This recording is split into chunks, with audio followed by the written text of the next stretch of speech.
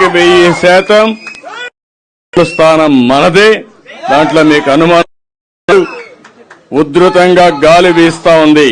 మీరు గుర్తుపెట్టుకోవాలి, ఇది పెను తుఫానుగా మారుతుంది.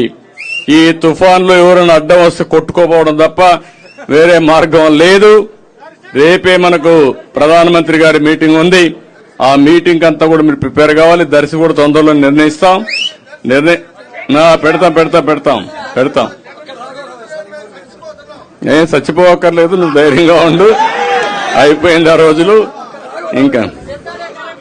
కాబట్టి అవన్నీ కూడా ఏం చేయాలో చేస్తా అని చెప్పి తెలియజేసుకుంటే 1000% స్థానం మనదే. దాంట్లో మీకు అనుమానం. ఉధృతంగా గాలి వీస్తా ఉంది.